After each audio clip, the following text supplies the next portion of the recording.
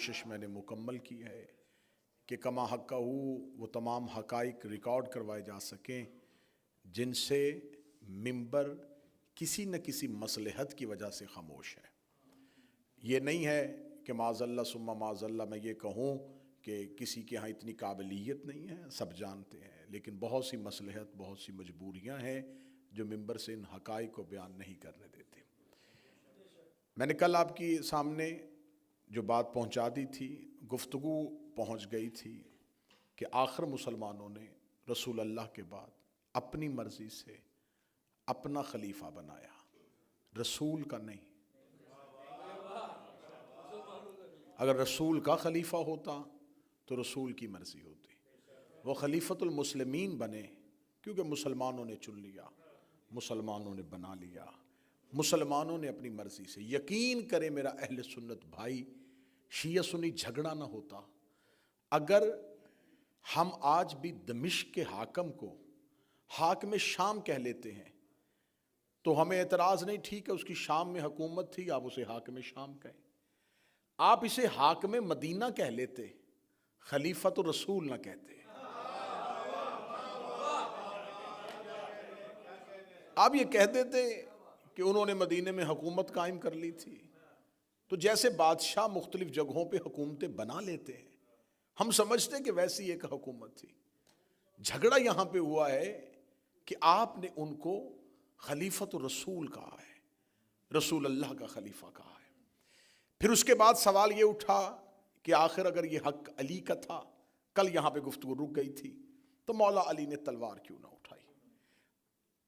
کل میں نے کوشش پوری کی کہ جلدی جلدی اس کا بھی جواب دیا جا سکے۔ علی زمین پر اللہ کا نمائندہ ہے، اور خدا زبردستی توحید نہیں منواتا۔ خدا کائنات کا خالق ہے، کائنات کا مالک ہے، عذاب بھی وہ بھیج سکتا ہے، زمین کو حکم دے اور وہ انسانیت کو نگل لے، لیکن اسے جس نے نہیں مانا اس نے زبردستی اس سے اپنا آپ نہیں منوایا۔ اللہ زمین پہ حکم نافذ کر دیتا کہ جو لا الہ الا اللہ کہے اسے چلنے دے، جو میری توحید کا انکار کرے نکل جا۔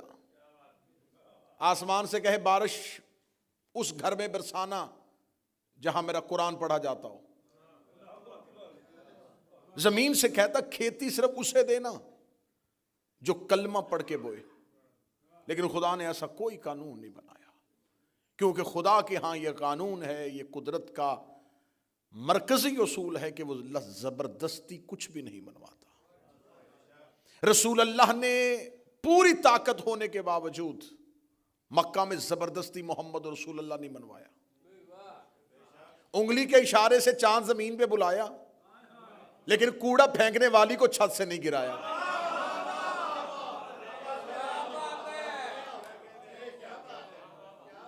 آسمان سے چاند زمین پہ بلا لیا،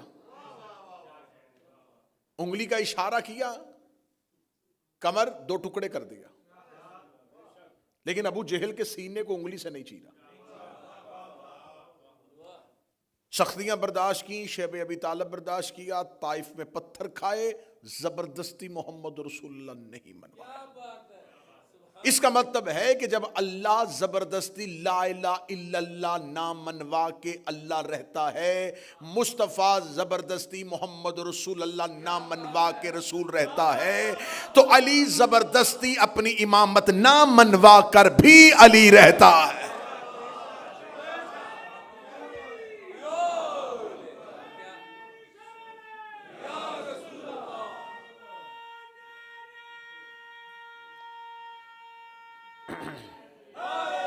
یا علی متوجہ ہے بات کی جانب؟ مولا علی نے زبردستی اپنا آپ نہیں منوایا۔ اب میں نے کل آپ کے سامنے پڑھا کہ حاکم نے یہ سب کچھ بڑی جلدی میں نہیں ہوا، اس کے لیے 70 دن لگے غدیر کے بعد اس نظام کو تشکیل دینے کے لیے، ایک پوری پلاننگ کرنے کے لیے، اس پورے نظام کو بنایا 70 دنوں میں۔ لوگوں کے گھروں میں جا کے انہیں اکسایا گیا کہ دیکھو اگر تم نے غدیر والی وہ بیعت رسول کے بعد قائم رکھی تو ہم تمہیں رات کے وقت بتانے آئے ہیں کہ تمہارا دادا علی نے مارا تھا.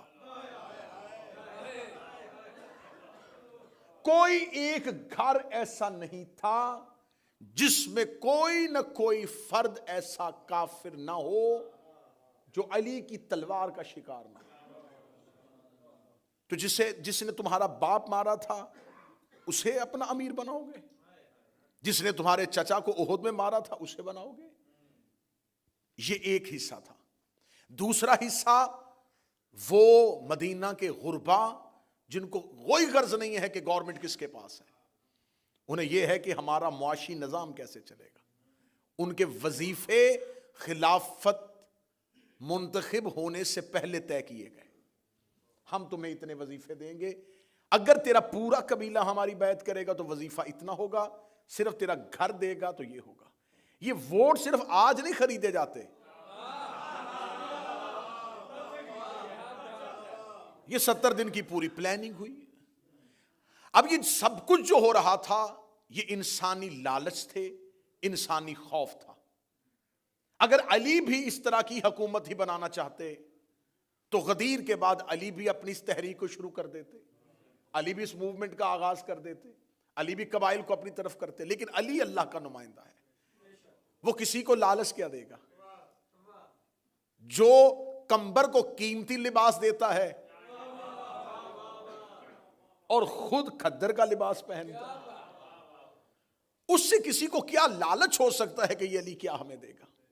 میری نوجوان بچے آج کے جو ہیں وہ ضرور اس بات کو سمجھے گا. یہ 70 دنوں کی پلاننگ ہوئی. مہاجرین ملا لیے گئے، انصار کو خوفزدہ کر دیا گیا، کل کی مجلس میں بتا دیا. بنی امیہ کا جو سب سے بڑا سردار تھا اسے بیت المال دے دیا. کسی کو دھمکی سے، کسی کو خوف سے، کسی کو لالچ سے، کسی کو اہل بیت کے پرانے بغض کی وجہ سے، کسی کو اپنی پرانی رشتہ داری کی وجہ سے، سب کو اپنے ساتھ ملا لیا سوائے بنو ہاشم کے. اب انہیں پتہ چل گیا تھا کہ میجورٹی ہمارے ساتھ ہے، اب علی کچھ بھی نہیں کر سکتا. اب اگر علی ہمارے سامنے اٹھے گا بھی تو کیسے اٹھے گا؟ علی کو لشکر چاہیے، علی کو لوگ چاہیے، علی کو افراد چاہیے. ہم نے تو سارے لوگ علی کے خرید لیے، اب تو سارے ہمارے پاس ہیں، اب علی کیسے اٹھے گا؟ انہوں نے 70 دن پلاننگ کی، مہاجرین کو کیسے نبٹنا ہے، انصار سے بات کیسے کرنی ہے، بنی امیہ سے آخری وقت میں کون سا کارڈ کھیلیں گے، یہ سب کچھ کر لیا. ان کے وہم و گمان میں بھی نہیں تھا کہ ایک آواز علی کے پاس ایسی ہے. ان کے ذہن کے کسی گوشے میں بھی نہیں تھا کہ اتنی طاقتور آواز علی کے حق میں ابھر آئے گی. وہ کبھی سوچ بھی نہیں سکتے تھے کہ زہرا جیسی بی بی، سیدہ رسول کی بیٹی، بنت پیغمبر، جو کبھی بھی کسی کام کی غرض سے گھر سے نہیں نکلی، ان کے وہم و گمان میں بھی نہیں تھا کہ وہ زہرا علی کے حق میں آ جائے گی. اب یہ آواز جس کو انہوں نے سوچا بھی نہیں تھا، یہ اتنی طاقتور تھی کہ اس کے سامنے مہاجرین اور انصار اور بنی امیہ کا ہجوم کیڑے اور مکوڑوں کی حیثیت رکھتا تھا. کیسے اس آواز کو دبایا جا سکتا تھا؟ اب جب شہزادی آئی، میں نے کل کہا تھا کہ شیعوں کے ہاں ظلم یہ ہوا ہے کہ انہوں نے بی بی کی تحریک کو بہت چھوٹا کر دیا. بی بی ایک حق لینے کے لیے گئی تھی کیونکہ ان کو ان کے حق سے محروم رکھا. 3 سوالوں کے آج مجھے جواب دینے. رسول نے فدق زہرا کو دیا کیوں؟ بی بی نے حاکم سے مانگا کیوں؟ اور حاکم نے زہرا سے چھینا کیوں؟ یہ وہ تمام سوالات ہیں جن کے جواب جب تک ہم پوری تسلی سے نہیں دیں گے آپ بی بی کی تحریک کو نہیں سمجھ سکتے، انقلاب فاطمی کو نہیں سمجھ سکتے، تحریک زہرا کو نہیں سمجھ سکتے. جناب سیدہ صلوات اللہ علیہا جب یہ اپنا حق لینے کے لیے آئی ہیں تو یہاں صرف اور صرف کھجوروں کے باغ نہیں ہے، یہ کوئی زمینی ملکیت کا سوال نہیں ہے. فدق صرف بہانہ ہے، اصل دشمن کا چہرہ دکھانا ہے.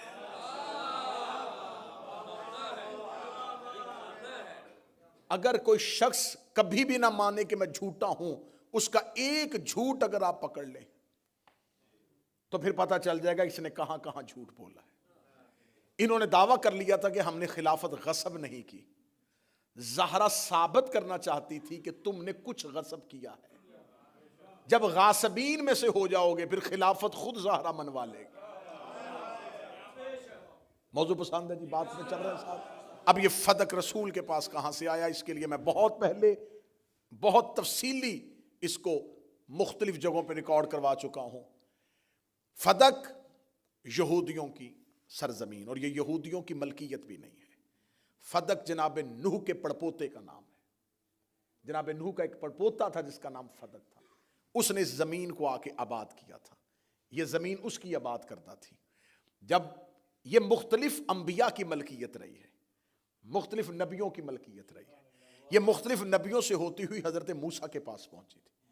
حضرت موسیٰ کے پاس جو اللہ نے آسمان سے لوحیں اتاری تھی، ان میں سے ایک لوح میں اس زمین کی ملکیت کا تذکرہ بھی تھا۔ یہ کبھی بھی کسی بھی وقت میں کسی نبی کے علاوہ کسی کی جاگیر نہیں رہی تھی۔ حضرت موسیٰ کے بعد جب یہودیوں نے موسیٰ کے دین پہ قبضہ کر لیا تو انہوں نے اس فدق زمین پر بھی قابض ہو گئے۔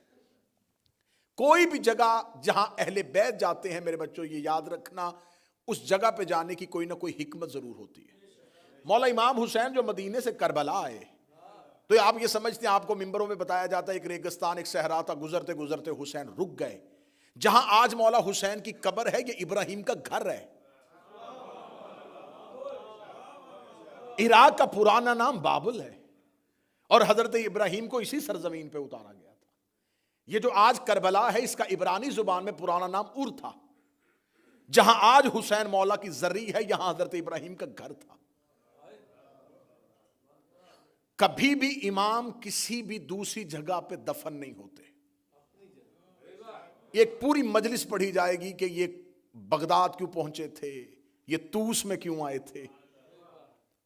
امام کی ہر جگہ پہ جانے کی کوئی نہ کوئی حکمت ہوتی ہے۔ جب یہ فدق، یہ سرزمین نبیوں کی ہوتی حضرت موسیٰ نے ایک تحریر لکھی ہوئی تھی کہ میرے بعد یہ جو بھی میرا وصی بنے گا، یوشع بن نون، پھر اس کے بعد آتے آتے جب یہودیوں نے دین پہ قبضہ کر لیا یہ ان کے پاس آ گئی۔ یہ سرزمین یہودیوں اور عیسائیوں کے درمیان متنازع رہی۔ عیسائی کہتے تھے کیونکہ حضرت موسیٰ کے بعد حضرت عیسیٰ کی نبوت کا تذکرہ تھا، عیسائی کہتے تھے یہ ہماری ملکیت، لیکن یہودی اپنی اکثریت کی وجہ سے اس کے اوپر قابض ہو گئے۔ جب یہودی اس کے اوپر قابض ہو گئے تو بہت عرصہ انہوں نے اس پر قبضہ رکھا۔ رسول اللہ نے حضرت علی کو وہاں بھیجا، اور وہاں بھیج کے یہودیوں سے دو مطالبے کیے۔ پہلا مطالبہ، یہ سب سرزمین جس پہ تم قابض ہو یہ تمہاری نہیں ہے، یہ ہر دور میں نبیوں کی ملکیت ہوتی ہے۔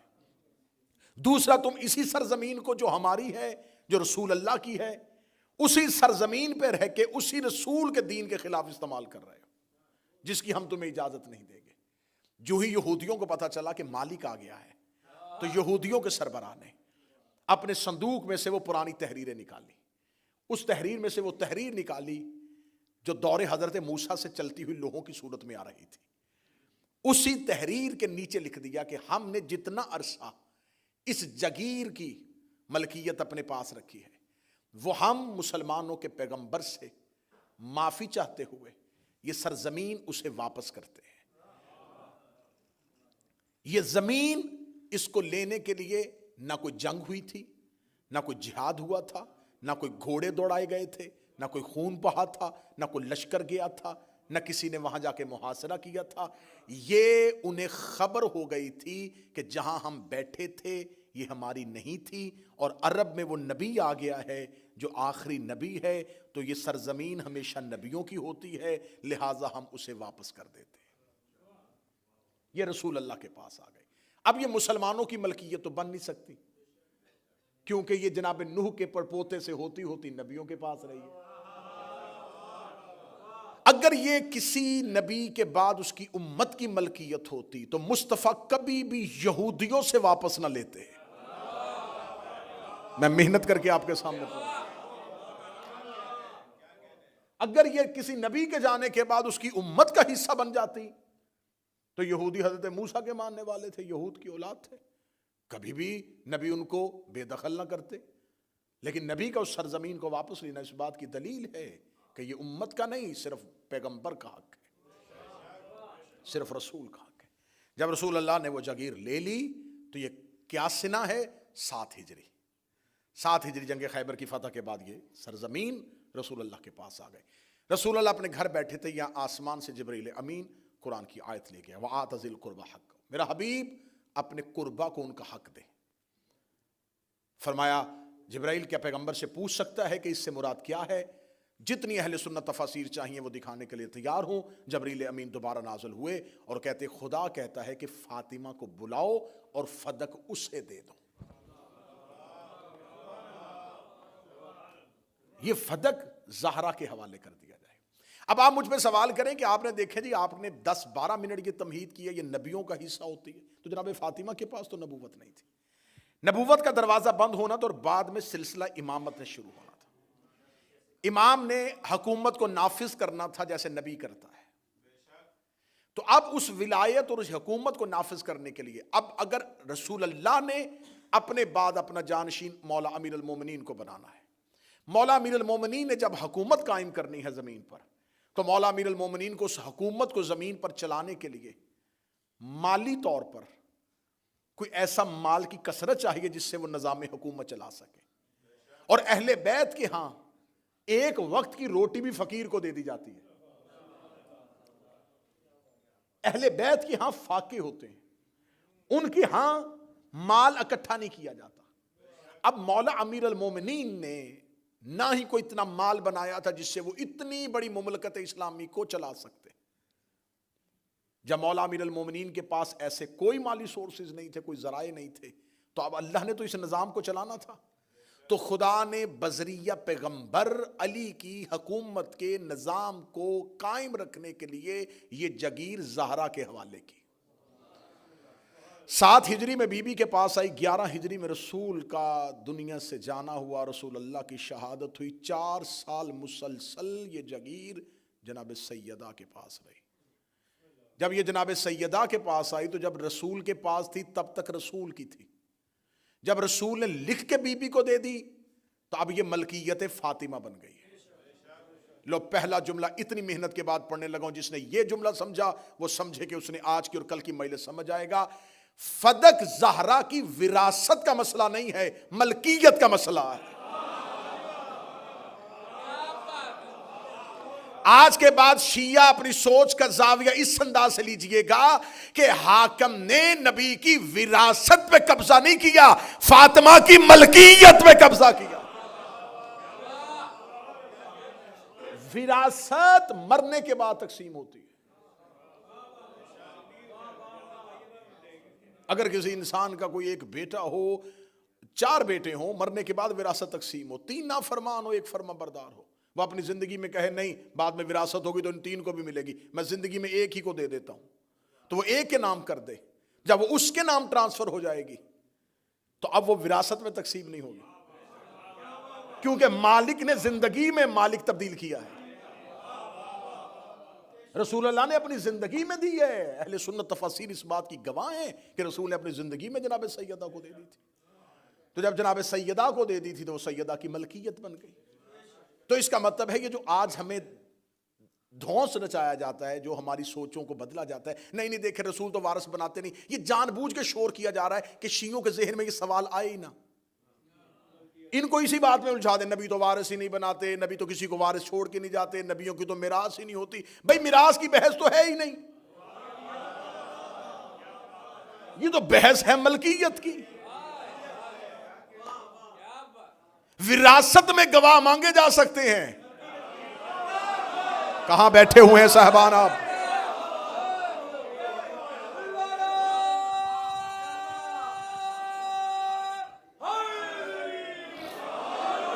ایک بندے کے پاس اپنی ایک پراپرٹی ہو، اس کی اپنی ذاتی ہو، اس کے نام پہ وہ پراپرٹی ہو، دوسرا انسان آ کے اسے وہ پراپرٹی چھین لے، وہ پلاٹ پہ قبضہ کر لے، کیس کورٹ میں چلا جائے.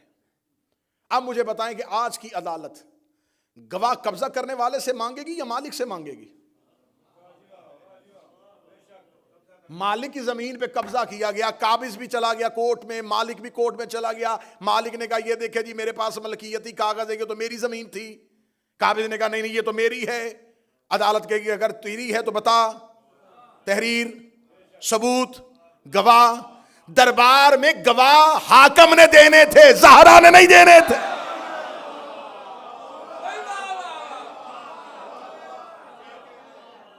سارا کیس بدلا جا رہا ہے. یقین کرو فدق کا ریکارڈ غیر محفوظ کیا جا رہا ہے. کیس کا زاویہ بدلا جا رہا ہے. اللہ کبھی بھی آپ کو کبھی بھی کسی عدالتی امور میں مشغول نہ کرے. میری زندگی گزر گئی عدالتی امور میں. تو ہمیشہ ہوشیار وکیل جب دیکھتا ہے نا میں کیس ہار رہا ہوں تو وہ کام کیا کرتا ہے؟ وہ کیس کا زاویہ تبدیل کرتا ہے. مرکزی نقطے سے بار بار جج کا ذہن ہٹاتا ہے. جی قتل بعد میں بحث ہوگی کہ کس نے کیا تھا. یہ ہمیں بتایا جائے کہ اس گلی میں رہنے والے جو لوگ ہیں ان کے بیان کہاں ہیں. یہ جو ایک نیا کرایہ دار اس گلی میں آیا ہے یہ کب آیا تھا؟ اب وہ قاتل سے ذہن ہٹ کے ادھر چلا جاتا ہے. یہ ہوشیار وکیلوں کا طریقہ کار ہے کہ جب دیکھیں کہ اب ہاتھ میں کچھ نہیں رہا کیس کا رخ بدلو. تاریخ میں یہی ہوا. جب ان کے پاس کچھ نہ رہا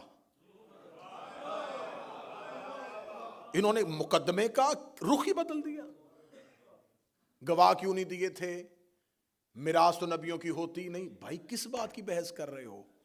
تمہاری تفاسیر لکھ رہی ہیں کہ جب یہ آیت آئی رسول نے فدق بی بی کو دے دیا تھا، ہبا کر دیا تھا، ان کی ملکیت بن گیا. جب ان کی ملکیت بن گیا تھا تو اب جناب زہرا مالکن کی حیثیت سے گئی ہیں دربار میں.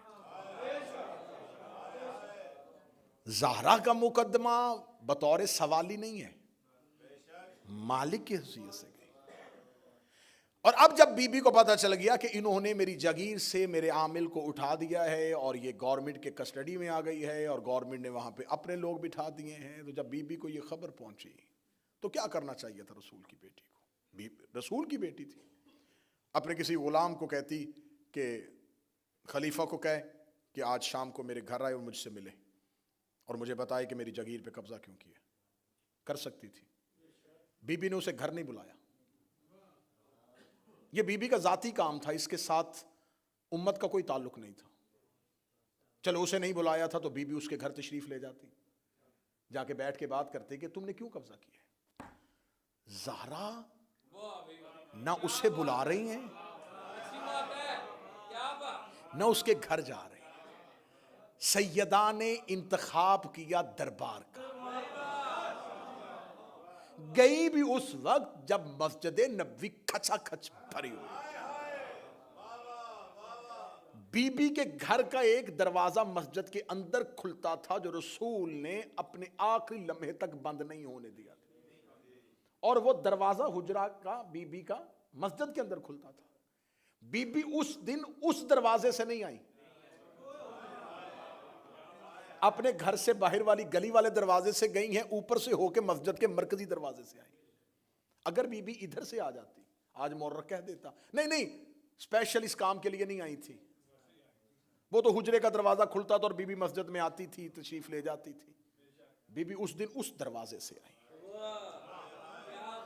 اس دن ام ایمن کہتی ہے کہ جب زہرا جو کبھی گھر سے نہیں نکلی جب جا رہی تھی تو بی بی اپنا مکنا اوڑھ رہی تھی اور چادر اوڑھتے ہوئے بی بی آہستہ آہستہ کہہ رہی تھی ہوشیار ہو جا اب تیرے مقابلے پہ فاطمہ آ رہے. ام ایمن کہتی ہے کہ اس دن زہرا کے چلنے کا انداز مصطفیٰ والا، سیدہ کی چلنے میں ہیبت تھی. یوں شہزادی مرکزی دروازے سے دربار کے اندر داخل ہوئی. جو ہی دربار کے اندر داخل ہوئی تو اب یہ حاکم کے لیے چونکا دینے والی چیز تھی. سوچ بھی نہیں سکتے تھے کہ ایسا ری ایکشن آ جائے گا. یہ کیا ہوا؟ زہرا مرکزی دروازے. اب وہ لوگ جنہوں نے رات کی تاریکی میں ان کی بیعت کی ہے لیکن انہیں پتا ہے کہ سیدہ کون ہے، وہ مقام زہرا سے واقف ہیں، انہوں نے نبی کو ان کے دروازے پر رکتے ہوئے دیکھا ہے، انہیں خبر ہے. اب وہ خوف زدہ ہو گئے، چپ ہے، خاموش ہے سارے. اور سیدہ ام ایمن کے کاندھے پہ ہاتھ رکھے ہوئے دربار کے مرکزی دروازے سے اندر آئی. حاکم اٹھ کے کھڑا ہوا. بنت پیغمبر آپ دربار میں تشریف لے آئی؟ کیوں؟ بیوی نے کہا پوچھنے آئی ہوں، میرے جاگیر سے میرے عاملین کو کیوں اٹھایا گیا ہے؟ وہ سیدہ وہ ہم کیونکہ نظام حکومت چلانا ہے تو اب یہ نظام حکومت کے لیے ان کو فوراً ابھی 3 دن پہلے تو ان کی خلافت قائم ہوئی ہے، اتنی جلدی ان کو پیسوں کی ضرورت کہاں پڑ گئی؟ جسے کل والی مجلس یاد ہے، میں کل بتا چکا ہوں کہ بیت المال سب سارا ابو سفیان کو دے دیا، بیت المال کی تو چابیاں اس کے ہاتھ میں دے دی صرف بنی امیہ کی بیعت کے لیے۔ اب یہ گورنمنٹ کیسے چلائیں؟ فوجیوں کو پتا چل گیا اس مہینے تنخواہ نہیں ملنی، کون کام کرے گا؟ قبائل کو پتا چل گیا کہ اس نے وظیفہ نہیں ہے کیونکہ بیت المال خالی ہے، پیسے کوئی نہیں ہے، وظیفے کوئی نہیں آنے، بغاوت ہو جائے گی۔ تو اس وقتی کشمکش کو فوراً کرتے ہوئے سیدہ کی جاگیر پہ قبضہ کر لیا گیا۔ اس سے 2 فائدے ہوں گے، ایک تو جلدی جلدی ہم اپنا نظام حکومت چلا سکیں گے، اور دوسرا فائدہ یہ ہوگا علی کے ہاتھ میں کچھ نہیں رہے گا۔ اگر علی ہمارے خلاف اٹھے گا بھی تو کیسے اٹھے گا؟ مالی طاقت نہیں ہوگی، افرادی قوت ہو بھی گئی تو مالی قوت نہیں ہوگی۔ جناب زہرا نے کہا میری جاگیر پہ قبضہ کیوں کیا؟ میری جاگیر پہ، رسول کی نہیں۔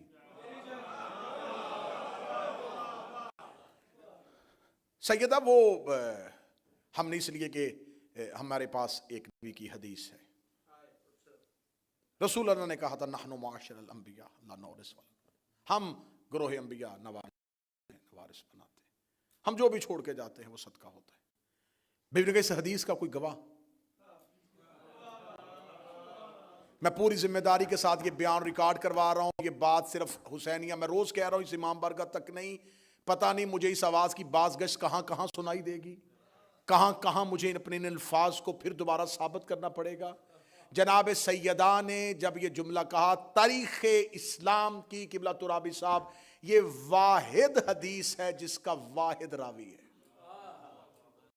ایک راوی ہے، صرف ایک، جو کہہ رہا ہے صرف وہی ہے، اس کے علاوہ اس حدیث کا کوئی گواہ ہی نہیں۔ یہ حدیث کتنی معتبر ہے کہ نبی اتنا اہم حدیث دے رہے ہیں کہ ہم جو بھی چھوڑ کے جاتے ہیں، ہم انبیاء کی میراث نہیں ہوتی، وہ صدقہ ہوتا ہے۔ یہ حدیث نبی نے صرف ایک صحابی سے کیوں کہی؟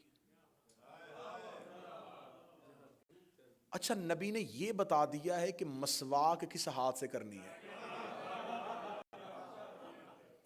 سرما کیسے لگانا ہے، پگڑی کیسے باندھنی ہے، داڑھی کتنی ہونی چاہیے، اتنے چھوٹے چھوٹے مسائل بتا گئے، اتنا بڑا مسئلہ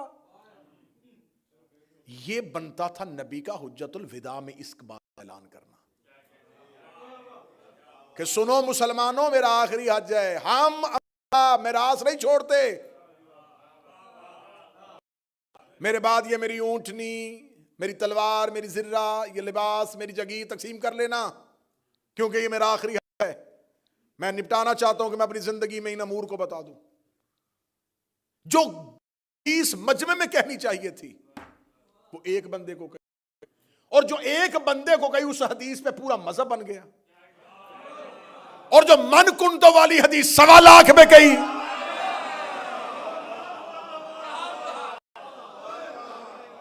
ایک بندے والی حدیث لی۔ اب بتاؤ اہل حدیث کون ہے؟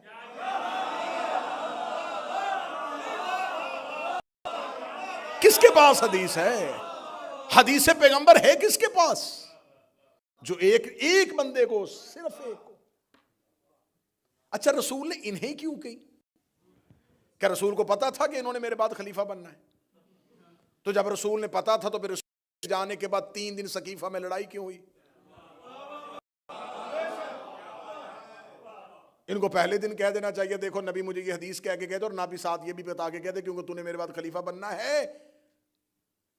اگلی بات اہم کانا یہ دلیل ہے، عقل مند اب یقین کرے ایام فاطمیہ زور سے منایا کرو، کیونکہ سوشل میڈیا نے انقلاب برپا کر دیا ہے، تہلکہ مچ گیا ہے دنیا میں۔ جو شیعوں بچوں کو، اپنے اہل سنت بچوں کو شیعوں کی مجلسوں میں نہیں آنے دیتے تھے، آج وہ ہتھیلیوں پہ ہمیں سن رہے ہیں، وہ جا کے جواب مانگتے ہیں، بتائیں جی اس کا جواب دیں۔ کتنی اہم کانہ دلیل ہے کہ رسول نے میراث اور اپنے بعد وصیت یا اپنی پراپرٹی کے بارے میں انسان اولاد کو بتاتا ہے یا دوستوں کو؟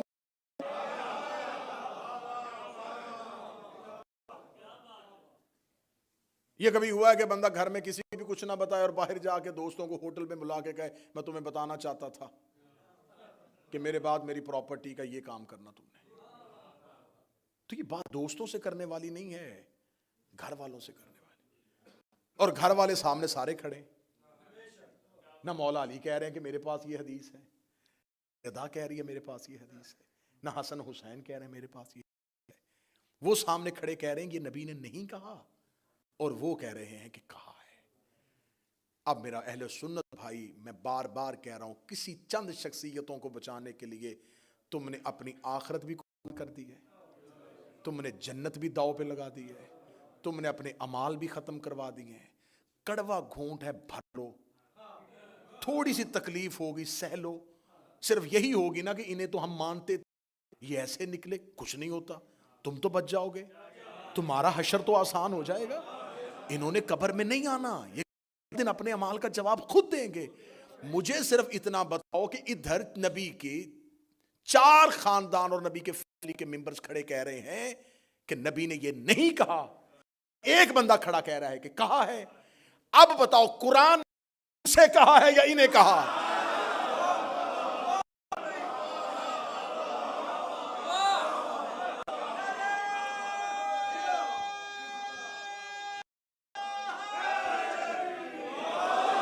اگر کیا کہتا انما یرید اللہ لیذھب عنکم الرجس اہل الاصحاب ویطہرکم.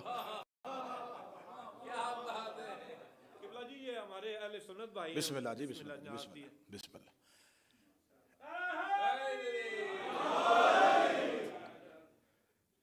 یہ ان کی نیاز نہیں ہے، یہ ان کا کانفیڈنس نوٹ ہے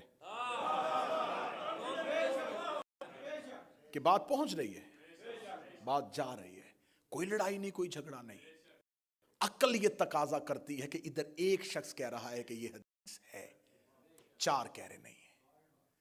یہ جو ایک ہے اسے آپ نے ٹائٹل دیا ہے رضی اللہ، ان 4 کو آپ نے کہا علیہ السلام.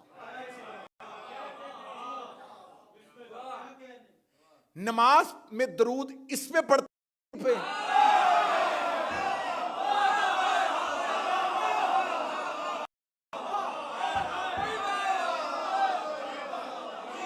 جوانان جنت کے سردار ادھر ہے یا ادھر؟ بضعۃ منی ادھر ہے یا ادھر؟ ایک ٹکراؤ ہوا ہے نا، وہ کہہ رہا ہے کہ ہے اور یہ 4 کہہ رہے نہیں.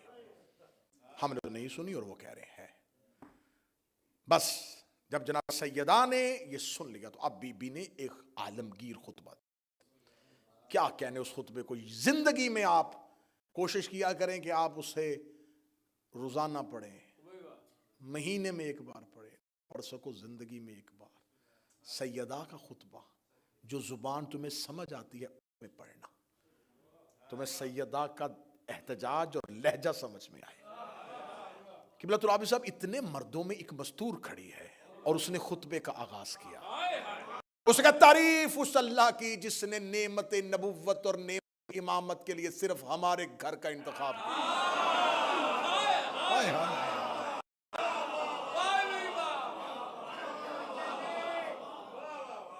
اور میرے لفظوں کی کیا حیثیت ہے، اور میں تیرے کلام پہ نہج البلاغہ قربان کروں.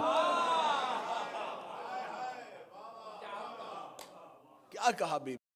حمد اس اللہ کی، تعریف اس اللہ کی جس نے نعمت نبوت کے لیے اور نعمت امامت کے لیے ہمارے گھر کا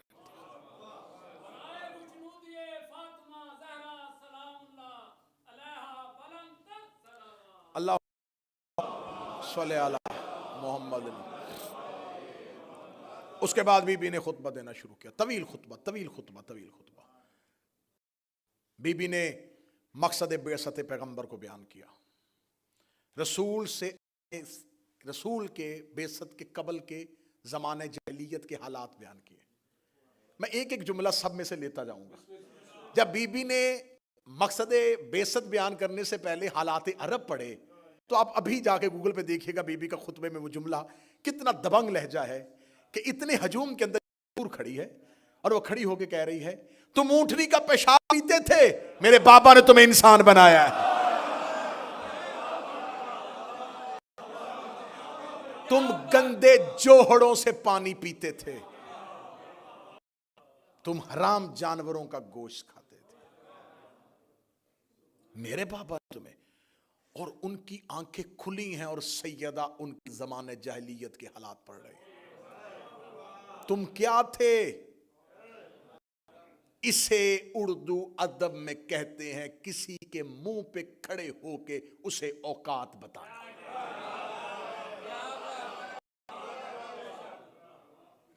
بی بی نے زمانہ جاہلیت کے حالات پڑھے. بی بی نے بتایا کہ میرے بابا نے زمین پہ آ کے جب بعثت ہوئی اس کے بعد عرب کے حالات کو کیسے بدلا. پھر بی بی نے الہی آئین کو پڑھا، اللہ کے دستور کی تشریح کی.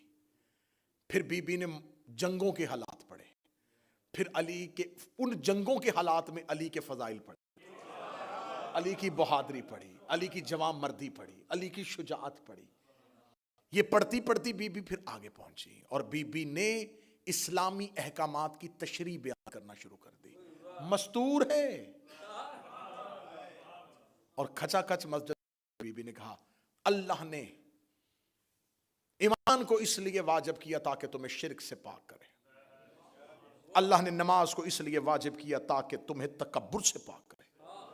اللہ نے روزے کو اس لیے واجب کیا تاکہ تمہارے اعمال کو خلاص بخشے. زکوٰۃ کو اس لیے واجب کیا تاکہ تمہارے نفوس کو پاکیزہ بنا دے. اللہ نے حج کو اس لیے واجب کیا تاکہ اللہ اپنے دین کی طاقت دنیا کو دکھا سکے. اللہ نے عدل کو اس لیے واجب کیا تاکہ اختلافات ختم ہو سکے.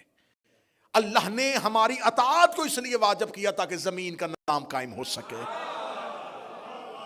اس کے بعد اگر جملہ سننا برطانیہ والوں، بی بی نے دیکھے کہا اللہ نے ہماری امامت کو اس لیے واجب کیا تاکہ انسانیت کے اختلاف کر سکے. بی بی نے بھرے دربار میں خلیفہ کے سامنے کھڑے ہو کے کہا اللہ نے ہماری امامت کو واجب کیا ہے، ہماری امامت کو واجب کیا ہے. ان میں سے کسی زبان میں جرت نہیں تھی کہ آگے سے کہتے زہرا کون سا امام؟ امام تو میں ہوں، امام تو ہم نے بنا لیا ہے. ان کا خاموش رہنا اس بات کے دلیل ہے یہ امامت واجب ہے، وہ امامت بدعت ہے. اللہ نے ہماری امامت کو وجوب پہ بحث کر دی، وجوب امامت پہ بحث کر. اللہ نے ہماری امامت واجب کی.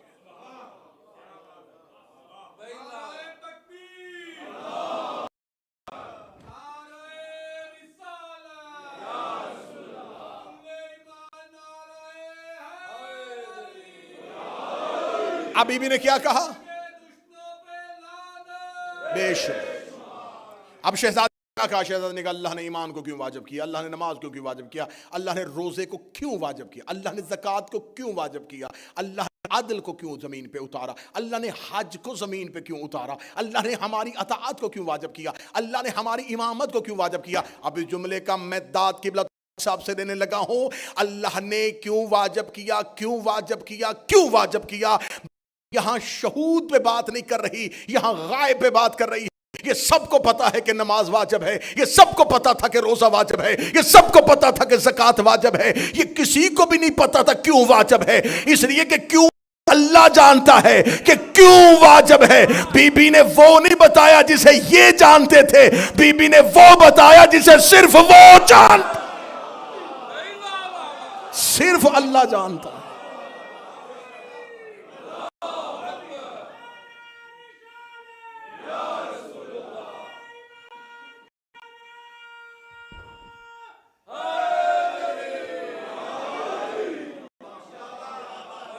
یہ تو صرف اللہ جانتا ہے کہ نماز کو کیوں واجب کیا. بی بی دربار میں وہ بتا رہی ہے جو مسلمان نہیں، جو صرف اللہ جانتا ہے. یہ ہے نمائندہ الہی، یہ ہے الہی مقصد کو سمجھنے والے. بی بی نے یہ ساری چیزیں بیان کرنے کے بعد بی بی نے دیکھ کے کہا تو نے ایک جھوٹی حدیث کو لایا. یہ کہنے کے بعد بی بی نے، یہ ہے مناظرے کی اب لائن، بی بی نے دیکھ کے کہا اے قحافہ کا بیٹا، کیا تو اپنے بعد اپنے باپ کی میراث میں سے حصہ لیا ہے؟ کہتا ہاں میں نے تو لیا ہے۔ بی بی یہ کیسے ہو سکتا ہے کہ تو اپنے باپ کی میراث پائے اور باقیوں کے لیے تو کہہ رہا ہے، نبی کہہ رہے ہیں کہ میراث ہوتی نہیں ہے۔ یہ کہنے کے بعد بی بی نے، یحییٰ کو جانتے ہو؟ اور فوراً بی بی نے قرآن کیا، اللہ نے اسے زکریا کا وارث بنایا تھا۔ سر جھک بی بی نے سر اٹھا کے کہا سلیمان کو جانتے ہو؟ اللہ نے اسے داؤد کا وارث بنایا تھا۔ بی بی نے دھڑا دھڑ قرآن کی آیتیں پڑھنی، ایک آیت کے بعد دوسری کے بعد تیسری، تیسری کے بعد چوتھی۔ یہ جملہ آیت اللہ کاظم قزوینی نے اپنے میں لکھا، اس جملے سے مجھے عشق ہے۔ وہ کہتا بی بی جب اپنے خطبے کے اندر قرآن کی آیتیں جوڑ رہی تھی، بی بی کے لہجے کا ربط اتنا کمال تھا، اتنا خوبصورت تھا کہ خطبے میں پتہ ہی نہیں چل رہا تھا کہ زہرا کہاں چپ ہوئی ہے اور اللہ کہاں بول رہا۔ لہجے میں آئے ہائے ہائے، وہ کہتے پتہ ہی نہیں چل رہا تھا، بی بی کا خطبہ پڑھو پتہ ہی نہیں چلتا کہ کہاں زہرا چپ ہوئی ہے اور کہاں آیت آ گئی ہے، کہاں آیت چپ ہوئی ہے، کہاں زہرا بول رہی ہے۔ کیونکہ جو اس کا قرآن میں لہجہ ہوتا ہے وہی دربار میں فاطمہ کا لہجہ ہے، وہی اسلوب، وہی گفتگو کا طرز، وہی گفتگو کا بیان۔ کیونکہ عالمہ غیر معلمہ بول رہی ہے، رسول کی بیٹی ہے لیکن غیر معلمہ ہے۔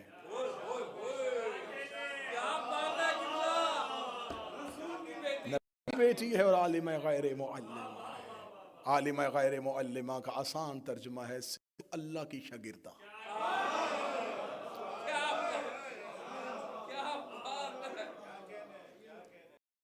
ایک دن مولا امیر المومنین نے بی بی کے سر بیان کرتے ہوئے جناب سیدہ سے پوچھ لیا تھا، زہرا علی وہ بھی جانتا ہے اور وہ بھی جانتا ہے جو ہوگا۔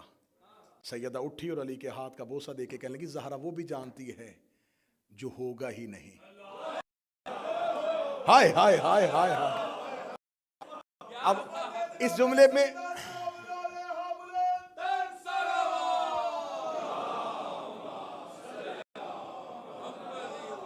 اس جملے کا سر نہیں آپ نے لیا، آپ نے اس جملے کا راز نہیں لیا۔ جو ہو چکا، علی کہتے ہیں میں وہ بھی جانتا ہوں، جو ہوگا وہ بھی جانتا ہوں۔ بی بی نے کہا میں وہ جانتی ہوں جو ہوگا ہی نہیں، کیونکہ جو ہو چکا ہے یہ بھی لوح پہ لکھا ہے، جو ہوگا یہ بھی لوح پہ۔ بی بی کہتی میں وہ بھی جانتی ہوں جو لوح پہ لکھا ہی نہیں۔ میں ہر وہ شے جانتی ہوں جو کبھی بھی نہیں ہوگی۔ سیدہ خطبہ دیتی جا رہی ہے۔ بی بی نے کہا یحییٰ تو پائے، سلیمان تو پائے اور میں وراثت نہ پاؤں۔ ایک روایت کہتی 40 آیت اور ایک روایت کہتی ہے 70 آیتیں بی بی نے پڑھی، مسلسل 70 آیتیں پڑھی اور سامنے سے سرنڈر نہیں کیا گیا، کسی آیت کے بعد نہیں کہا اچھا ٹھیک ہے اب ہم تک آیت پہنچ گئی۔ اور اللہ نے قرآن میں یہ کلیہ دیا ہے کہ جب تمہارے پاس نص آئے اور تمہارے پاس صرف اپنی ذاتی قیاس اور دلیل ہو تو اپنی قیاس کو ختم کرو اور اللہ کی دی ہوئی نص کو تسلیم کرو۔ اور یہ تمام علماء کے ہاں مسلمہ قانون ہے جو رائج ہے۔ اگر آپ کے پاس نص قرآن سامنے آ جائے تو اب دلیل کی، قیاس کی، اجتہاد کی گنجائش ہی نہیں رہتی، نص آ گئی ہے۔ بی بی نے 70 نصوص دی ہیں، سامنے سے نص کو تسلیم نہ کرنا۔ یہ نہیں ہے کہ بی بی روانی میں آیتیں پڑھ رہی تھی، بی بی نے یحییٰ اور زکریا کا ذکر کیا، بتاؤں آیت یہ مانے، اس نے نہیں مانا، اس کا مطلب یحییٰ کا بھی انکار کر دیا، زکریا کا بھی انکار کر دیا۔ بی بی نے سلیمان اور داؤد والی انہوں نے نہیں مانی، اس کا مطلب داؤد کا بھی انکار ہو گیا، سلیمان کا بھی انکار ہو گیا۔ بی بی نے 70 قرآن میں سے وہ آیتیں چنی تھیں جس انکار کے بعد اب کچھ بھی باقی نہیں رہتا۔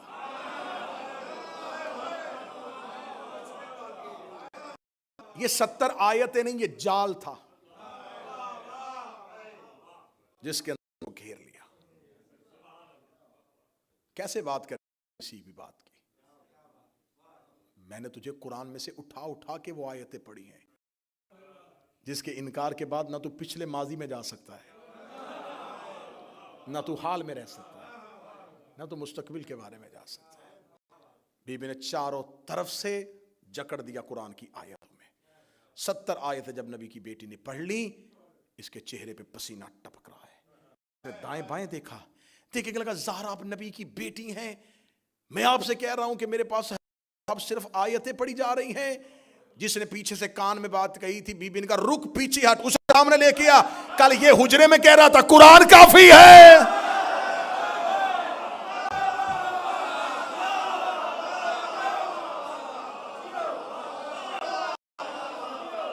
ہٹ پیچھے سے، اسے سامنے لے کے آ۔ 3 دن پہلے تو اس نے میرے بابا کے حجرے میں کھڑے ہو کے کہا تھا حسبنا کتاب اللہ، اللہ کی کتاب کافی ہے۔ اب میں پڑھ رہی ہوں تو مان کیوں نہیں رہا؟ اب مجھے بتاؤ، یہ نہیں تو کیا ہے؟ یہ انقلاب نہیں ہے تو کیا ہے؟ شہزادی نے یدھونگ لہجے میں بات کی۔ بس بی بی کھجوروں کے باغوں کے لیے نہیں آئی تھی، بی بی نے جکڑ دیا، آیتوں کی زنجیریں پہنا دی۔ بی بی نے زمانہ جاہلیت کی باتیں کر کے شجرا بتایا، تشریحات اسلام خلیفہ وقت کے سامنے کر کے خود کو اسلام کا وارث بنایا۔ ظالم حاکم کے سامنے کھڑے ہو کے علی کے فضائل پڑھنے کے بعد شہزادی نے اپنی جرت کو ظاہر کیا، ایک انقلاب برپا کر کے، ایک تحریک برپا کر کے، ایک ہلچل مچا کے زہرا دربار سے فتح یاب ہو کے واپس پلٹی۔ اب اس پہ کل کی مجلس میں بھی بیٹھیں گے، کیونکہ آج تو پورا موضوع ہی گزر گیا بی بی کے خطبے کے اندر، ورنہ میں اس خطبے کے اثرات اور اب اس اگلی مجلس میں اس خطبے پہ اٹھنے والے سوالات کے جوابات دیں گے۔ جناب سیدہ ایک انقلاب برپا کرنے کے بعد چلی گئی۔ جب حاکم نے کہہ دیا تھا کہ نبیوں کا ورثہ نہیں ہوتا، نبیوں کی میراث نہیں ہوتی، تو پھر رسول اللہ کے جانے کے بعد اب یہ سوال ہے کہ یہ فدق کہاں گیا؟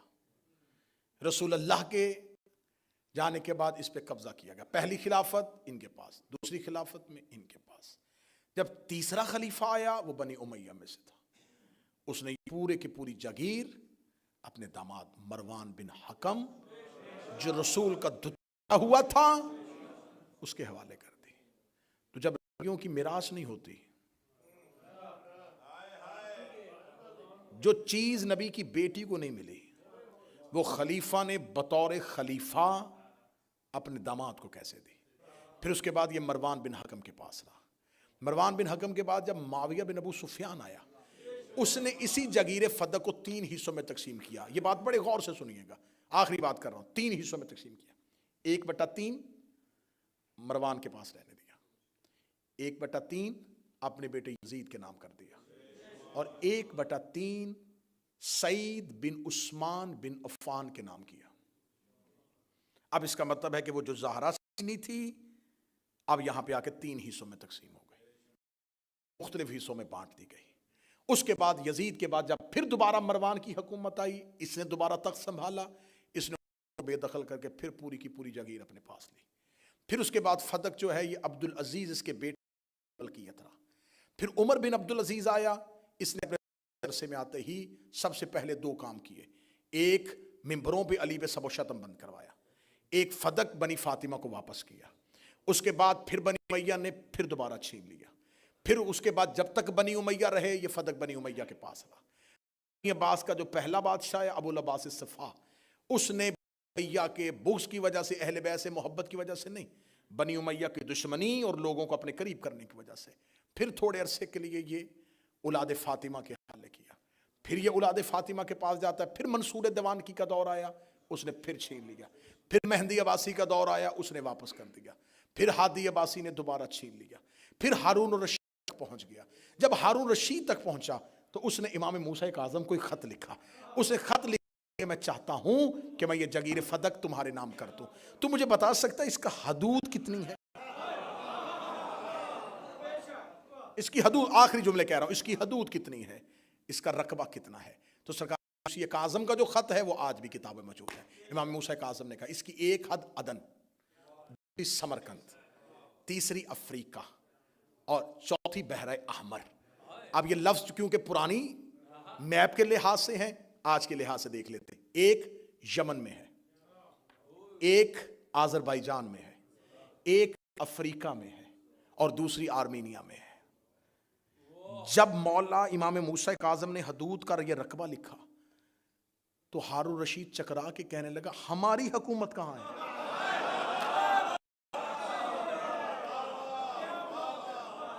میں محنت آپ تک پہنچا رہا ہوں، میں نے وقت ضائع نہیں کیا، میں نے لمحہ ضائع نہیں کیا، میں نے مجمع سے ہاتھ نہیں اٹھوائے، میں نے نعرے کی زحمت نہیں دی، میں نے مجمع آگے پیچھے نہیں کیا. صرف میں جیسے نمازی نماز پڑھتا ہے ویسے یہ حقائق آپ تک پہنچا رہا ہوں. اب جب اس نے یہ کہا کہ ہماری حکومت کہاں ہے، تو اب یہ سوال تھا کہ وہ فدق جو مدینے سے نکلا تھا یہ بجائے سکڑنے کے پھیلا کیسے؟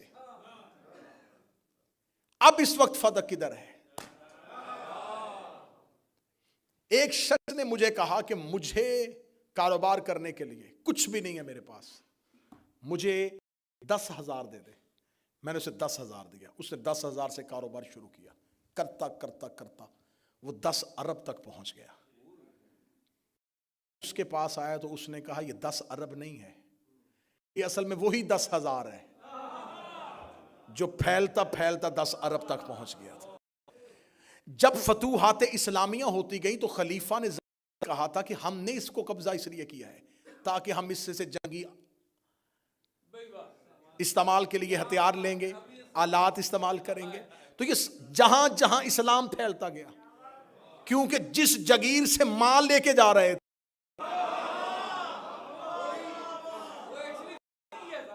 وہ تو زہرا کی جگیر تھی، یہ پھیلتا پھیلتا پھیل گیا. آج دنیا میں 53 اسلامی ملک راسی ہیں، سارے ہی زہرا کی جگیر ہیں.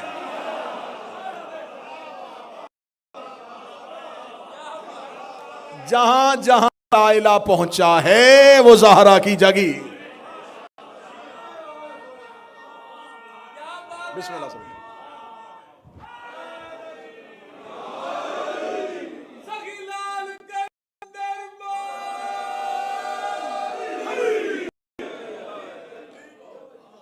جہاں جہاں فتوحات گئیں، جہاں جہاں لشکر پہنچے، جو کچھ ہوا اس کا آغاز فدق کے مال سے کیا گیا.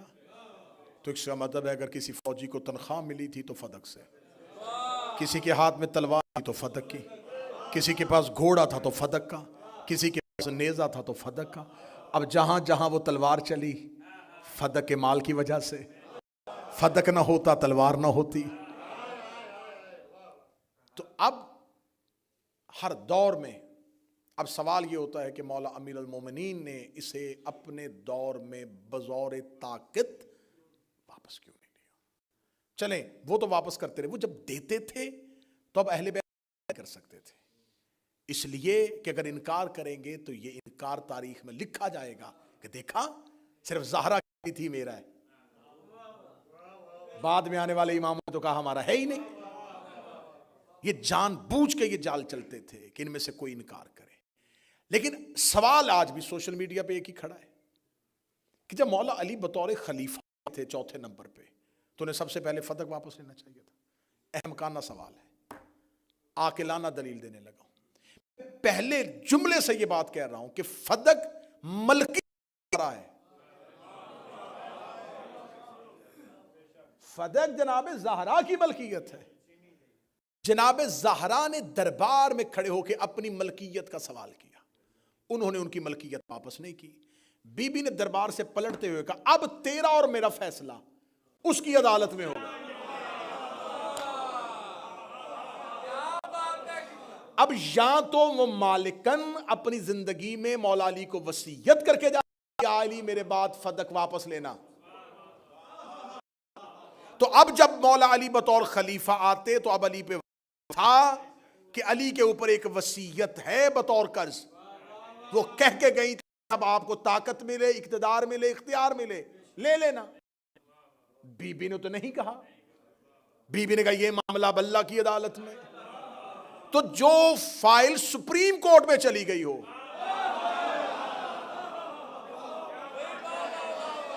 لوئر کورٹ اس مقدمے کو نہیں لا سکتی. وہ سپریم کورٹ کو نہیں کہہ سکتے جی آپ نہ سنیے گا ہم سننے لگے. فیصلہ چلا گیا تھا اللہ کی عدالت. ایک دلیل. دوسری دلیل یہ ہے رسول اللہ نے جب مکہ چھوڑا ہجرت کر کے رسول اللہ کا جو اپنا گھر تھا جو ذاتی جس میں مکہ میں رہتے تھے اب وہ تو چھوڑا ہے بھرا گھر چھوڑ کے واپس آ. جب رسول اللہ فتح مکہ پہ پہنچے تو رسول اللہ نے چاہا کہ میں اپنے آبائی گھر کو دیکھوں وہ جو ہمارا پرانا گھر تھا میرا وہ جو باپ دادا کا گھر تھا وہ کہاں ہے. انہوں نے کہا یا رسول اللہ جب آپ مکہ نا تو ابو لہب نے اس پہ قبضہ کر لیا تھا تو اب وہ ابو لہب نے کسی کو آگے بیچ دیا ہے تو وہ اسی کے پاس ہے. رسول اللہ نے کہا اچھا ٹھیک ہے. صحابہ نے کہا یا رسول اللہ تو طاقت میرے پاس آپ کے باپ آپ کی بچپن گزرا ہے وہاں پہ آپ کی کچھ یادیں ہیں وہاں پہ اب ہم ہی جاتے ہیں جا کے اس کو نکالتے ہیں اس مشرک نکال کے اور فوراً ہم آپ کو وہ ملکیت واپس لے کے جاتے ہیں. رسول اللہ کا جملہ سننا. رسول نے فرمایا نہیں نہیں نہیں میں وہ گھر واپس نہیں لوں گا. کیوں یا رسول اللہ؟ فرمایا کیونکہ ابو لہب نے میرے گھر پہ قبضہ کیا ہے میں واپس لے کے اس کی سزا میں کمی نہیں کرنا چاہتا. کہاں چلے گئے ہیں یار؟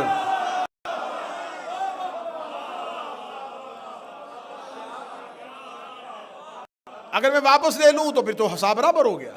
اسے چھینا تھا میں نے واپس لے لیا تو عذاب میں تو کمی ہو گئی سزا تو ختم ہو گئی.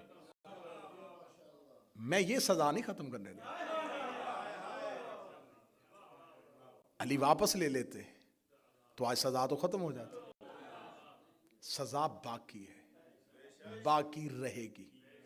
سارے شیعہ بھی مر جائیں ایک بچہ زندہ رہے وہ پھر بھی زہرا کے قاتل کی عزت نہیں کرے گا.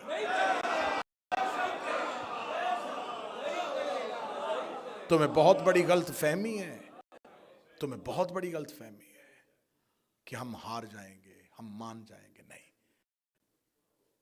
اکیلا ایک بچہ بھی رہ جائے ہم زہرا کے قاتل کی عزت نہیں کریں گے.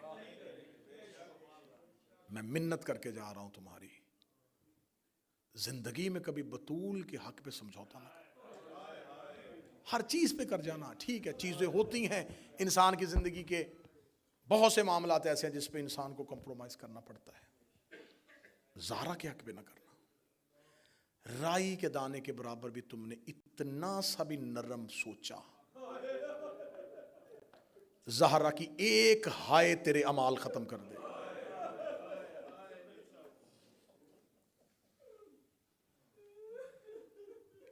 یہ چیزیں ممبر پہ نہیں پڑھی جاتی اس وجہ سے نقصان یہ ہو رہا ہے کہ ہماری نسل کے دلوں میں نرم گوشے پیدا ہو رہے ہیں. کیوں؟ انہیں پتہ ہی نہیں کہ اہل بیت کے ساتھ انہوں نے کیا کیا تھا. میں ایک سطر پوری دنیا میں پڑھتا ہوں اور آج بریڈ فورڈ میں پڑھنے لگا ہوں. ہم نے یزید کا جرم اتنا پڑھا کہ لوگوں نے ڈرتے اپنے بچوں کا نام یزید رکھنا چھوڑ دیا جیسے ہم نے حسین کا قاتل پڑھا تھا. اگر ویسے ممبر سے زہرا کا قاتل پڑھتے کبھی کسی کی جرت نہ ہوتی کہ میری قوم کے کسی جوان کے سامنے زہرا کے قاتل کا عزت سے نام لے لے. ہم 4 قدم پیچھے ہٹے. ٹھیک ہے بعض جگہوں پہ تقیہ ہے بعض جگہوں پہ مصلحت ہے. تمہاری ذات کے پنجرے میں نہ کوئی تقیہ ہے. امام صادق اپنے گھر میں بیٹھے ہوئے ایک شخص آتا ہے بشار. مولا کے سامنے کھجوریں پڑی. وہ جب آ کے بیٹھا تو مولا نے کھجوروں کا تھال اس کے آگے کیا کہ کھجوروں میں سے کھا.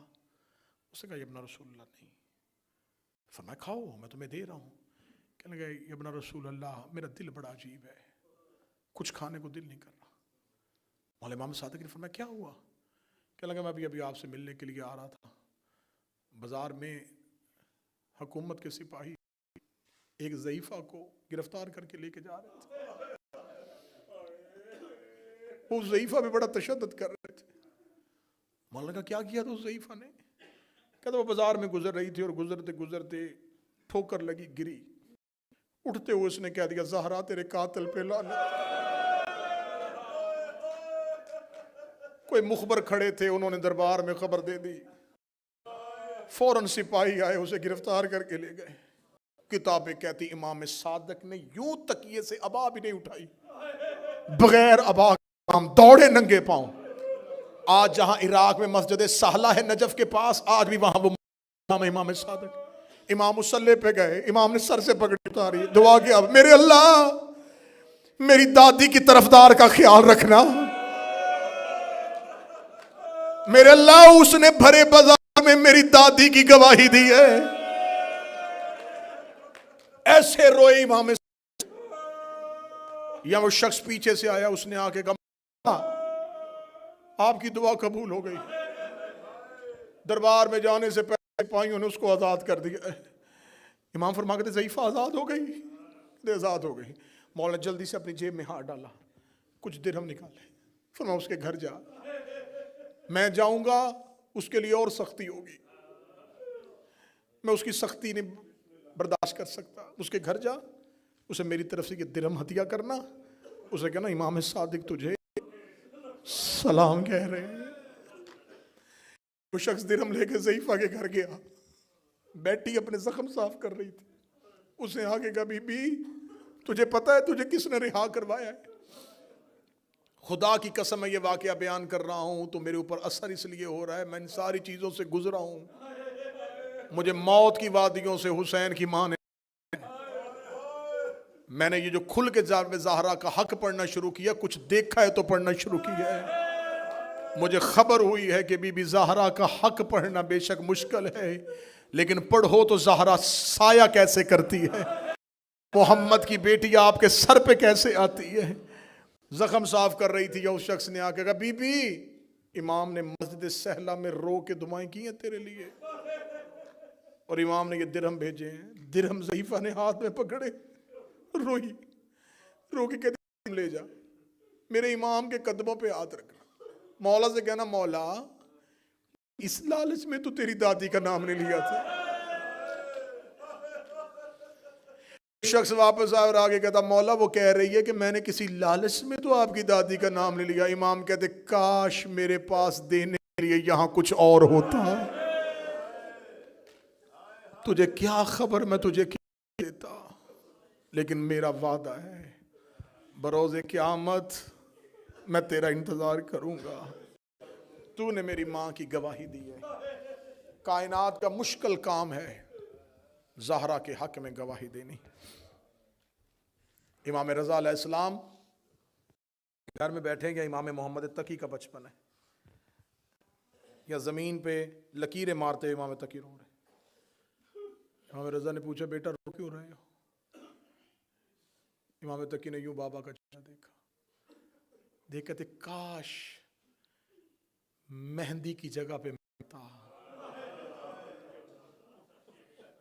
ان کو قبروں سے نکالتا جنہوں نے زہرا کو زخمی کیا تھا.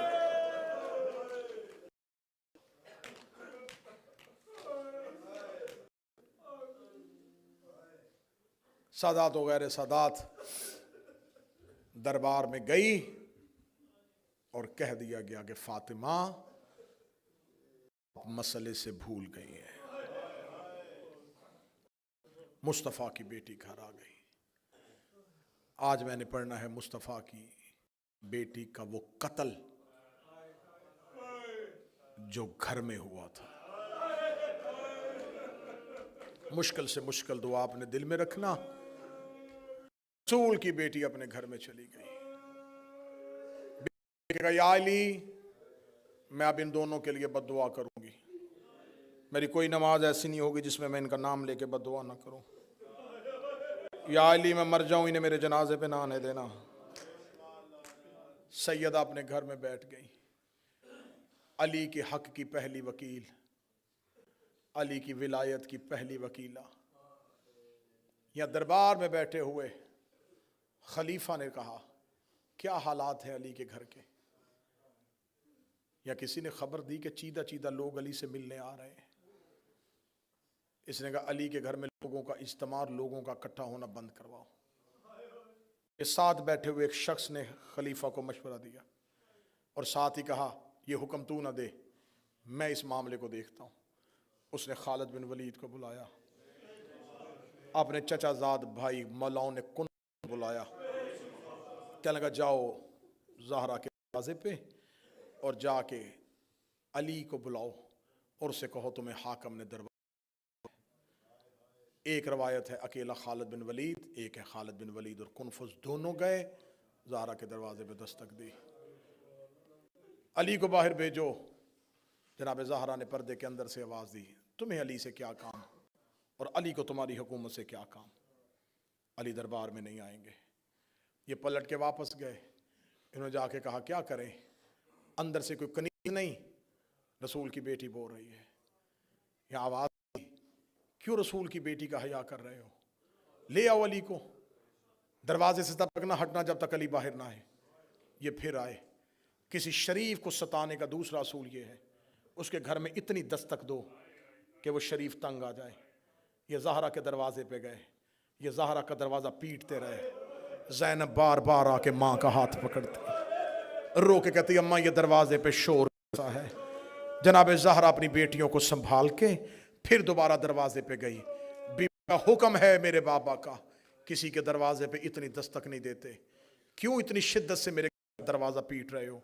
ये वही दरवाज़ा है जहाँ नबी आके रुकते थे, ये वही दरवाज़ा है जहाँ 3 दिन तक आते रहे हैं, ये वही दरवाज़ा है जिसकी अल्लाह ने कुरान कसमें खाई हैं। उन्होंने कहा हमें हाकम ने हुक्म दिया है जब तक अली बाहर ना आए दरवाज़ा पीटते रहे। फरमाया जब तक खड़े रहोगे अली घर से बाहर नहीं आएंगे, मुझे खबर है तुम अली के साथ क्या मामला करना चाहते हो। ये फिर वापस पलटे, वापस पलट के खालिद बिन वलीद मलौन वहीं पे खड़ा रहा। कुनफुस अकेला आया, जो 7 लोग साथ गए थे वो वहीं के वहीं खड़े रहे, अकेला कुनफुस आया। उसने आके खलीफा के साथ खड़े हुए उस शख्स को कहा, कहने लगा नहीं दरवाज़ा खुल रहा, ना अली बाहर आ रहे हैं, इसकी आवाज़ दरवाजे पे दस्तक दे रहे हो, गिरा क्यों नहीं देते, जला क्यों नहीं देते। इतना कहना था, कुनफुस दे के कहता मदीने के लोगों में इतनी जुर्रत नहीं है वो फातिमा का दरवाज़ा जला दें। मैं एक एक लफ्ज़ रिकॉर्ड करवा रहा हूँ। ये शख्स शिद्दत के साथ चला, इसने चलते हुए मदीने की गलियों से लकड़ियाँ इकट्ठी करनी शुरू की, इसने लोगों की भीड़ को इकट्ठा करना शुरू किया। करता करता अब जो दरवाजे पे पहुंचा तो 40 लोगों का रश था ज़हरा के दरवाजे पे। इन्होंने ज़हरा के दरवाजे के साथ लकड़ियां लगानी शुरू कर दी। लकड़ियां लगाते लगाते इन्होंने ज़हरा की दीवार के साथ लकड़ियां लगाई। ये खुद आगे आके खड़ा हो गया, इसने खालिद और कुनफुस को अपनी पुष्ट पे खड़ा किया, इसने दरवाजे को जोर से दस्तक दी। दस्तक दे के लगा अब मैं खुद आया हूं खताब का बेटा पूछने के लिए कि अली घर से बाहर क्यों नहीं आ रहा। अब ज़हरा ने अपनी तस्बीह मुसल्ले पे रखी, जनाब ज़हरा ने दीवार का सहारा लिया। बीवी लेती दरवाजे के पीछे आके खड़ी हुई, बीवी देखा दी अना फातिमा बिनते मोहम्मद, मैं तुम्हारे नबी की बेटी फातिमा तुमसे मुखातब हो, मेरे दरवाजे पे ऊंची आवाज में ना बोलो, मैंने कहा है तुम्हारा अली से क्या मामला है, मैं अली को घर से नहीं आने दूंगी। कहता हमें खबर मिली है अली के घर में खुफिया बैयत का सिलसिला है। फरमाया मैं कसम देती हूँ अपने बाबा की, मेरे घर में मेरे बेटे और मेरी मेरे शौहर के अलावा कुछ नहीं है। इसे कहा हम अंदर आके तलाशी लेना चाहते हैं। जब इसने कहा हम अंदर आके तलाशी लेना चाहते हैं, बुखारी ने लिख दिया, मुस्लिम ने लिख दिया, जब इसने कहा हम अंदर आके तलाशी चाहते हैं, ज़हरा देखकर उस घर की तलाशी लोगे जो वही वाला घर है जहां अल्लाह भेजता है। इसने अगला जुमला का शिया कौम के रोने के लिए काफी है।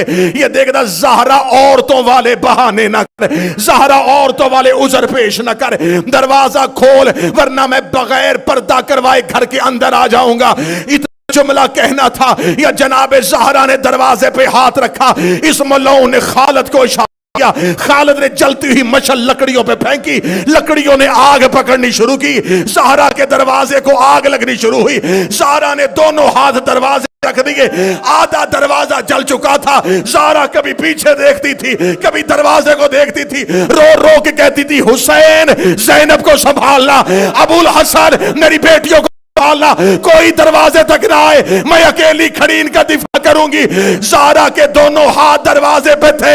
मैं गलत पढ़ूं बीबी माफ न करे, इस कमीने ने दरवाजे को टक्कर मारी, चलता हुआ दरवाजा ज़हरा पे आया। ज़हरा दरवाजे के नीचे खड़ी थी या इसने लोगों को अंदर भेजना शुरू किया। रो रो गरीब बाबा मेरा मौजूद मारा गया। सुनो शियो ज़हरा का कत्ल, ओए अकबर की बर्छी पे रोने वालों, ओए हुसैन की 13 ज़रबों पे रोने वालों,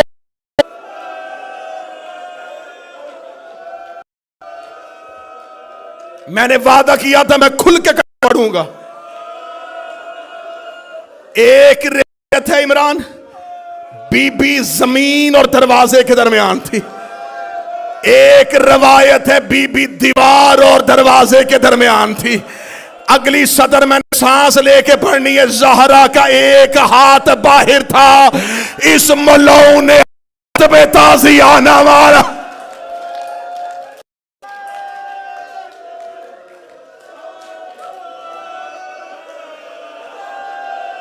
حوصلہ حوصلہ حوصلہ حوصلہ حوصلہ. حسین کی ماں تیری چیخیں قبول کرے، زہرا کی ماں تیری چیخیں قبول کرے. اللہ بیماروں کو شفا دے دے. اتنا پڑھوں گا جتنا برداشت کرو گے. تھک جاؤ مجھے اشارہ کرنا، میں ممبر چھوڑ دوں. میں مرتا مر بھی جاؤں، زہرا کے مصائب نہیں پڑھے جا سکتے. سیدہ کا ہاتھ زخمی ہو چکا تھا، سیدہ کی پسلیاں شہید ہو. 40 لوگ گھر کے اندر داخل ہوئے. انہوں نے علی کے حجروں کی تلاشی لے کی. حسین کی بہنیں، زہرا کے بچے سہمے ہوئے دیوار کے ساتھ کھڑے تھے. اگلی صدر میں شیعہ قوم کے آگے قرآن کی قسم کھا کے پڑھنے لگا ہوں. یہ حجرے میں گئے، انہوں نے علی کے گلے میں رسی ڈالی. بیٹیاں دیکھ رہی تھی، انہوں نے علی کے گلے میں رسی ڈالی. زہرا دروازے نیچے تھی، زہرا نے علی کے گلے میں رسی دیکھی. زخمی فاطمہ ایسے چل جیسے اکبر کی لاش میں حسین آئے تھے. زہرا علی کے پیچھے آئی، بی بی نے علی کی ابا پہ ہاتھ ڈالا. ادھر سے یہ علی کو کھینچ رہے تھے، پیچھے سے زہرا روک رہی تھی. یا کنفذ نے تلوار کی نیام نکالی، فاطمہ کے ہاتھ میں ماری. زہرا زمین پہ گر گئی، رو گئی یا علی میری انگلیاں شہید.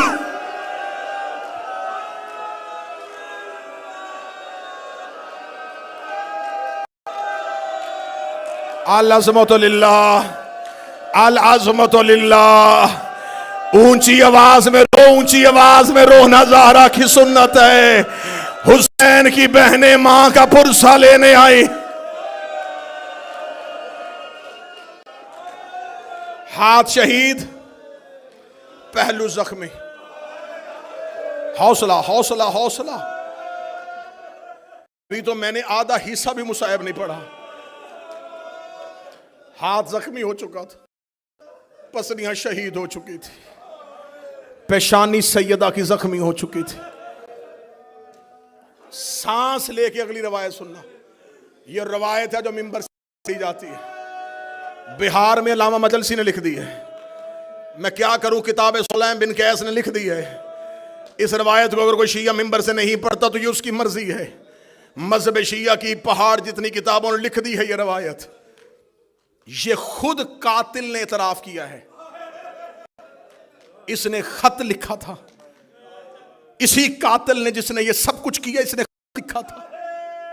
اس نے معاویہ کو شام میں خط لکھ کے حالات بتائے کہ ہم نے علی اور زہرا کے ساتھ کیا کیا. اس نے وہ خط اپنے بیٹے یزید کو دے دیا تھا.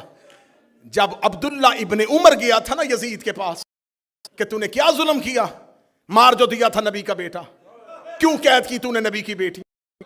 اسے کہا کس کا بیٹا ہے تو؟ اسے کہا عمر ابن خطاب کا بیٹا. اسے ہاتھ پکڑا، اندر حجرے میں لے گیا.